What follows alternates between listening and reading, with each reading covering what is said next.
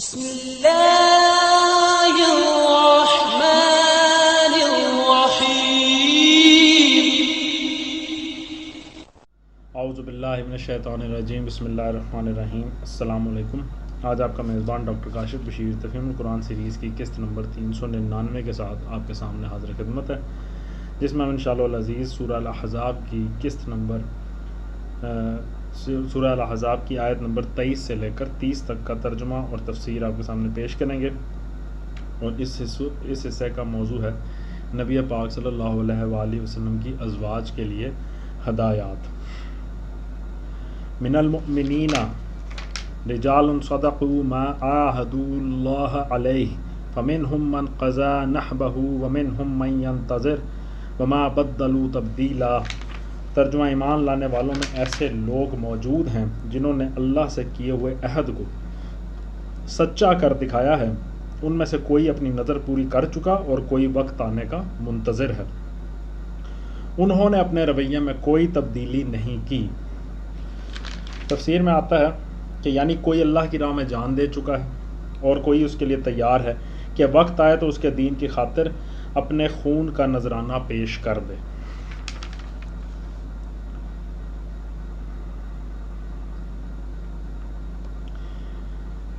لِيَجْزِيَ اللَّهُ الصَّادِقِينَ بِصِدْقِهِمْ وَيُعَذِّبَ الْمُنَافِقِينَ إِنْ شَاءَ أَوْ يَتُوبَ عَلَيْهِمْ إِنَّ اللَّهَ كَانَ غَفُورًا رَحِيمًا۔ ترجمہ: یہ سب کچھ اس لیے ہوا تاکہ اللہ سچوں کو ان کی سچائی کی جزا دے اور منافقوں کو چاہے تو سزا دے اور چاہے تو ان کی توبہ قبول کر لے، بے شک اللہ غفور و رحیم ہے۔ وَرَدَّ اللَّهُ الَّذِينَ كَفَرُوا بِغَيْظِهِمْ لَمْ يَنَالُوا خَيْرًا وَكَفَى اللَّهُ الْمُؤْمِنِينَ الْقِتَالَ وَكَانَ اللَّهُ قَوِيًّا عَزِيزًا۔ ترجمہ: اللہ نے کفار کا منہ پھیر دیا، وہ کوئی فائدہ حاصل کیے بغیر اپنے دل کی جلن لیے یوں ہی پلٹ گئے، اور مومنین کی طرف سے اللہ ہی لڑنے کے لیے کافی ہو گیا۔ اللہ بڑی قوت والا اور زبردست ہے۔ وَأَنزَلَ الَّذِينَ ظَاهَرُوهُم مِّنْ أَهْلِ الْكِتَابِ مِنْ سَيَاسِيهِمْ وَقَذَفَ فِي قُلُوبِهِمُ الرُّعْبَ فَرِيقًا تَقْتُلُونَ وَتَأْسِرُونَ فَرِيقًا۔ ترجمہ: پھر اہل کتاب میں سے جن لوگوں نے ان حملہ آوروں کا ساتھ دیا تھا، اللہ ان کی گڑھیوں سے انہیں اتار لایا اور ان کے دلوں میں اس نے ایسا رعب ڈال دیا کہ آج ان میں سے ایک گروہ کو تم قتل کر رہے ہو اور دوسرے گروہ کو قید کر رہے ہو۔ یعنی اس میں جو حملہ آوروں کا ساتھ دینے والوں کا جن کا ذکر آیا ہے، اس سے مراد یعنی یہود ہیں، بنو قریظہ کے جو یہودی تھے وہ اس سے مراد ہیں۔ وَأَوْرَثَكُمْ أَرْضَهُمْ وَدِيَارَهُمْ وَأَمْوَالَهُمْ وَأَرْضًا لَمْ تَطَئُوهَا وَكَانَ اللَّهُ عَلَى كُلِّ شَيْءٍ قَدِيرًا۔ ترجمہ: اس نے تم کو ان کی زمین اور ان کے گھروں اور ان کے اموال کا وارث بنا دیا اور وہ علاقہ تمہیں دیا جسے تم نے کبھی پامال نہ کیا تھا، اللہ ہر چیز پر قادر ہے۔ یا ایھا النبی قل لأزواجک ان کنتن تردن الحیاۃ الدنیا وزینتها فتعالین امتعکن واسرحکن سراحا جمیلا۔ ترجمہ: اے نبی صلی اللہ علیہ وآلہ وسلم، اپنی بیویوں سے کہو اگر تم دنیا اور اس کی زینت چاہتی ہو تو آؤ، میں تمہیں کچھ دے دلا کر بھلے طریقے سے رخصت کر دوں۔ تفسیر میں آتا ہے یہاں سے نمبر 35 آیت تک جنگ احزاب اور بنی قریظہ سے متصل زمانے میں نازل ہوئیں۔ ان کا پس منظر ہم دباچے میں مختصراً بیان کر رہے ہیں۔ یہ صحیح مسلم میں حضرت جابر بن عبداللہ اس زمانے کا یہ واقعہ بیان کرتے ہیں کہ ایک روز حضرت ابو بکر رضی اللہ تعالیٰ عنہ اور حضرت عمر رضی اللہ تعالیٰ عنہ حضور کی خدمت میں حاضر ہوئے اور دیکھا کہ آپ صلی اللہ علیہ وآلہ وسلم کی ازواج آپ کے گرد بیٹھی ہیں اور آپ صلی اللہ علیہ وآلہ وسلم خاموش ہیں۔ آپ صلی اللہ علیہ وآلہ وسلم نے حضرت عمر رضی اللہ تعالیٰ عنہ کو خطاب کر کے فرمایا، یہ میرے گرد بیٹھی ہیں جیسا کہ تم دیکھ رہے ہو، یہ مجھ سے خرچ کے لیے روپیہ مانگ رہی ہیں۔ اس پر دونوں صاحبوں نے اپنی اپنی بیٹیوں کو ڈانٹا اور ان سے کہا کہ تم رسول اللہ صلی اللہ علیہ وآلہ وسلم کو تنگ کرتی ہو اور وہ چیز مانگتی ہو جو آپ کے پاس نہیں ہے۔ اس واقعہ سے معلوم ہوتا ہے کہ حضور صلی اللہ علیہ وآلہ وسلم اس وقت کیسی مالی مشکلات میں مبتلا تھے اور کفر و اسلام کی انتہائی شدید کشمکش کے زمانے میں خرچ کے لیے ازواج مطہرات کے تقاضے مزاج مبارک پر کیا اثر ڈال رہے تھے۔ وَإِن كُنتُنَّ تُرِدْنَ اللَّهَ وَرَسُولَهُ وَالدَّارَ الْآخِرَةَ فَإِنَّ اللَّهَ أَعَدَّ لِلْمُحْسِنَاتِ مِنكُنَّ أَجْرًا عَظِيمًا۔ ترجمہ، اور اگر تم اللہ اور اس کے رسول صلی اللہ علیہ وآلہ وسلم اور دار آخرت کی طالب ہو تو جان لو کہ تم میں سے جو نیکوکار ہیں اللہ نے ان کے لیے بڑا اجر مہیا کر رکھا ہے۔ تفسیر میں آتا ہے اس آیت کے نزول کے وقت حضور صلی اللہ علیہ وآلہ وسلم کے نکاح میں 4 بیویاں تھیں، حضرت سودا رضی اللہ تعالیٰ عنہ، حضرت عائشہ رضی اللہ تعالیٰ عنہ، حضرت حفصہ رضی اللہ تعالیٰ عنہ اور حضرت ام سلمہ رضی اللہ تعالیٰ عنہ۔ ابھی حضرت زینب رضی اللہ تعالیٰ عنہ سے حضور صلی اللہ علیہ وآلہ وسلم کا نکاح نہیں ہوا تھا۔ ریفرنس ہے احکام القرآن لا ابن العربی، طبع مصر، 1958 عیسوی، جلد نمبر 3، صفحہ نمبر 13 اور سے لے کر 15 تک۔ جب یہ آیت نازل ہوئی تو آپ صلی اللہ علیہ وسلم نے سب سے پہلے حضرت عائشہ رضی اللہ تعالیٰ عنہ سے گفتگو کی اور فرمایا، میں تم سے ایک بات کہتا ہوں، جواب دینے میں جلدی نہ کرنا، اپنے والدین کی رائے لے لو پھر فیصلہ کرو۔ پھر حضور صلی اللہ علیہ وسلم نے ان کو بتایا کہ اللہ تعالیٰ کی طرف سے یہ حکم آیا ہے اور یہ آیت ان کو سنا دی۔ انہوں نے عرض کیا، کیا اس معاملے کو میں اپنے والدین سے پوچھوں؟ میں تو اللہ اور اس کے رسول اور دار آخرت کو چاہتی ہوں۔ اس کے بعد حضور صلی اللہ علیہ وآلہ وسلم باقی ازواج مطہرات میں سے ایک ایک کے ہاں گئے اور ہر ایک سے یہی بات فرمائی اور ہر ایک نے وہی جواب دیا جو حضرت عائشہ نے فرمایا تھا۔ مسند احمد، مسلم اور نسائی، ان تینوں کتابوں میں یہ حدیث آئی ہے۔ اصطلاح میں اس کو تخییر کہتے ہیں، یعنی بیوی کو اس امر کا اختیار دینا کہ وہ شوہر کے ساتھ رہنے یا اس سے جدا ہو جانے کے درمیان کسی ایک چیز کا خود فیصلہ کر لے۔ یہ تخییر نبی صلی اللہ علیہ وآلہ وسلم پر واجب تھی کیونکہ اللہ تعالیٰ نے اس کا حضور صلی اللہ علیہ وآلہ وسلم کو ان آیات میں حکم دے دیا تھا۔ اگر ازواج مطہرات میں سے کوئی خاتون علیحدگی کا پہلو اختیار کرتی تو آپ سے آپ جدا نہ ہو جاتی، بلکہ حضور صلی اللہ علیہ وآلہ وسلم کے جدا کرنے سے ہوتی، جیسا کہ آیت کے الفاظ میں آیا کہ آؤ میں تمہیں کچھ دے دلا کر بھلے طریقے سے رخصت کر دوں۔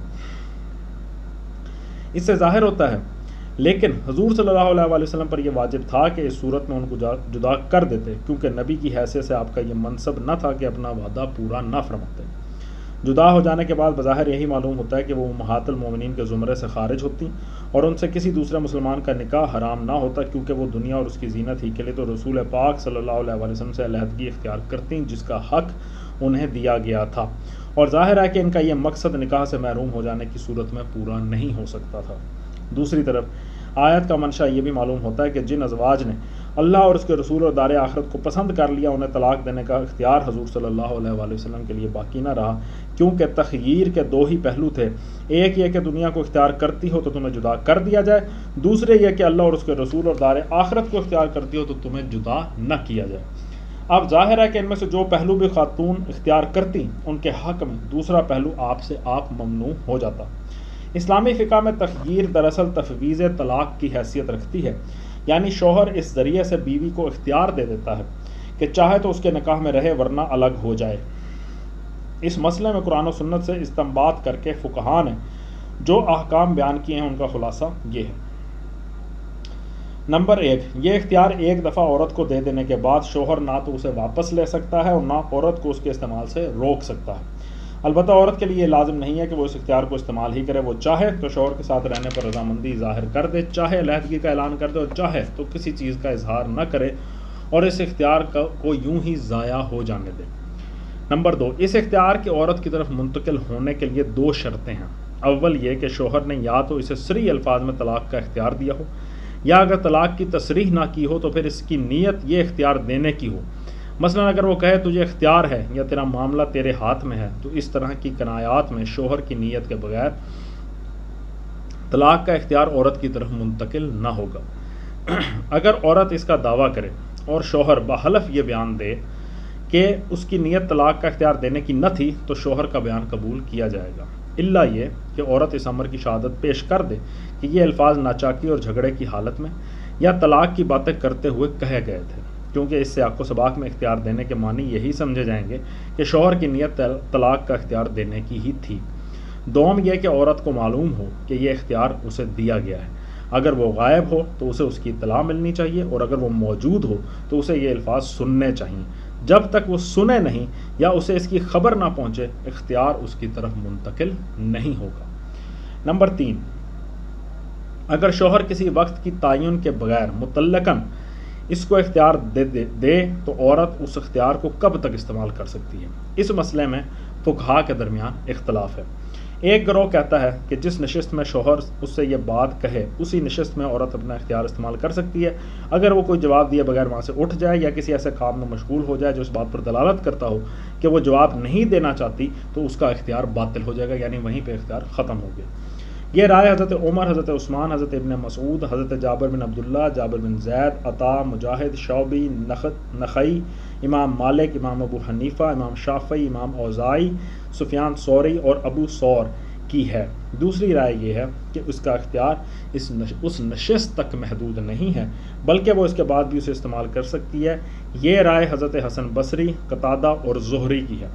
نمبر 4، اگر شوہر وقت کی تعین کر دے، مثلا کہے کہ 1 مہینے یا 1 سال تک تجھے اختیار ہے یا اتنی مدت تک تیرا معاملہ تیرے ہاتھ میں ہے، تو یہ اختیار اسی مدت تک اس کو حاصل رہے گا۔ البتہ اگر وہ کہے تو جب چاہے اس اختیار کو استعمال کر سکتی ہے تو اس صورت میں اس کا اختیار غیر محدود ہوگا۔ نمبر 5، عورت اگر علیحدگی اختیار کرنا چاہے تو اسے واضح اور قطعی الفاظ میں اس کا اظہار کرنا چاہیے۔ مبہم الفاظ جن سے مدعا واضح نہ ہوتا ہو مؤثر نہیں ہو سکتے، یعنی کلیئرلی بات کرنی ہے۔ نمبر 6، قانوناً شوہر کی طرف سے عورت کو اختیار دینے کے 3 صیغے ہو سکتے ہیں، 3 صورتیں ہو سکتی ہیں۔ ایک یہ کہ وہ کہے تیرا معاملہ تیرے ہاتھ میں ہے، دوسرا یہ کہ وہ کہے تجھے اختیار ہے، تیسرے یہ کہ وہ کہے تجھے طلاق ہے اگر تو چاہے۔ ان میں سے ہر ایک کے قانونی نتائج الگ ہیں۔ نمبر 1، تیرا معاملہ تیرے ہاتھ میں ہے۔ اس کے الفاظ اگر شوہر نے کہے ہوں اور عورت اس کے جواب میں کوئی صریح بات ایسی کہے جس سے ظاہر ہو کہ وہ علیحدگی اختیار کرتی ہے تو حنفیہ کے نزدیک ایک طلاق بائن پڑ جائے گی، یعنی اس کے بعد شوہر کو رجوع کا حق نہ ہوگا، لیکن عدت گزر جانے پر یہ دونوں پھر چاہیں تو باہم نکاح کر سکتے ہیں۔ اور اگر شوہر نے کہا ہو کہ ایک طلاق کی حد تک تیرا معاملہ تیرے ہاتھ میں ہے تو اس صورت میں ایک طلاق رجعی پڑے گی، یعنی عدت کے اندر شوہر رجوع کر سکتا ہے۔ لیکن اگر شوہر نے معاملہ عورت کے ہاتھ میں دیتے ہوئے 3 طلاق کی نیت کی ہو تو اس کی تصریح کی ہو تو اس صورت میں عورت کا اختیار طلاق ہی کا ہم مانی ہوگا، خواہ وہ بصراحت اپنے اوپر 3 طلاق وارد کرے یا صرف ایک بار کہے کہ میں نے علیحدگی اختیار کی یا اپنے آپ کو طلاق دی، تینوں طلاقیں ہو جائیں گی۔ اچھا، دوسری صورت تھی تجھے اختیار ہے۔ اگر ان الفاظ کے ساتھ اگر شوہر نے عورت کو علیحدگی کا اختیار دیا ہو اور عورت علیحدگی کی اختیار کرنے کی تصریح کر دے تو حنفیہ کے نزدیک ایک ہی طلاق بائن پڑے گی، خواہ شوہر کی نیت 3 طلاق کا اختیار دینے کی ہو۔ البتہ اگر شوہر کی طرف سے 3 طلاق کا اختیار دینے کی تصریح ہو تب عورت کے اختیار طلاق سے 3 طلاقیں واقع ہوں گی۔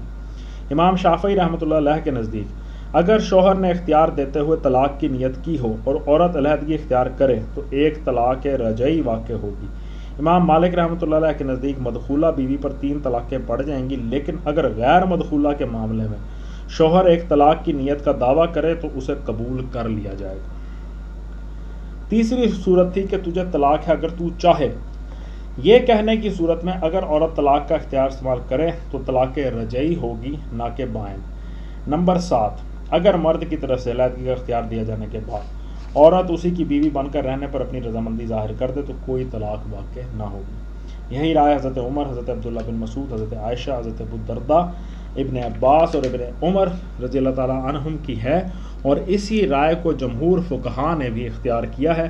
حضرت عائشہ رضی اللہ تعالیٰ عنہا سے مسروق نے یہ مسئلہ دریافت کیا تو انہوں نے جواب دیا کہ رسول اللہ صلی اللہ علیہ وآلہ وسلم نے اپنی بیویوں کو اختیار دیا تھا اور انہوں نے حضور صلی اللہ علیہ وآلہ وسلم ہی کے ساتھ رہنا پسند کر لیا تھا، پھر کیا اسے طلاق شمار کیا گیا؟ اس معاملے میں صرف حضرت علی اور زید بن ثابت رضی اللہ تعالیٰ عنہم کی یہ رائے منقول ہوئی ہے کہ ایک طلاق رجعی واقع ہوگی، لیکن دوسری روایت ان دونوں بزرگوں سے بھی یہی ہے کہ کوئی طلاق واقع نہ ہوگی، یعنی اس میں روایتی اختلاف بھی موجود ہے۔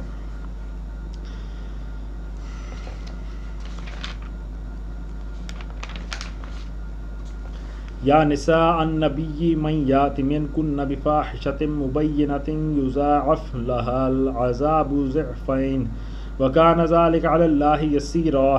ترجمہ، نبی صلی اللہ علیہ وآلہ وسلم کی بیویوں، تم میں سے جو کسی صریح فحش حرکت کا ارتکاب کرے گی اسے دوہرا عذاب دیا جائے گا، اللہ کے لیے یہ بہت آسان کام ہے۔